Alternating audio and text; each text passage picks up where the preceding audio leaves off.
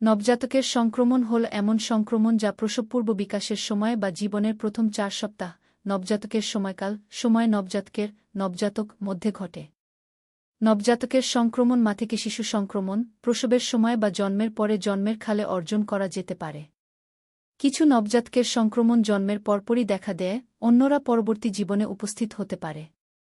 HIV, hepatitis B এবং ম্যালেরিয়ার মতো কিছু প্রসবপূর্ব অসুস্থতা জীবনের অনেক পরে পর্যন্ত নিজেকে প্রকাশ করে না। প্রিটার্ম বা কম ওজনের নবজাতকদের সংক্রমণের ঝুঁকি বেড়ে যায়।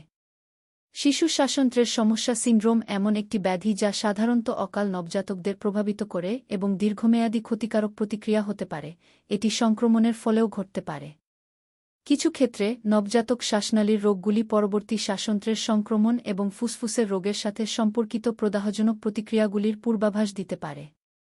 নবজাতকের সংক্রমণে অ্যান্টিবায়োটিকগুলি কার্যকর হতে পারে, বিশেষত যদি জীবাণুটি শীঘ্রই আবিষ্কৃত হয়।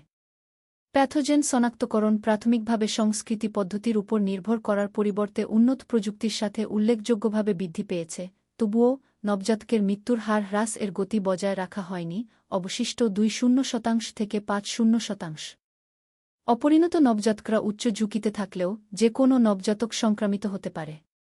ঝিল্লির অকাল ভাঙ্গন, অ্যামনিওটিক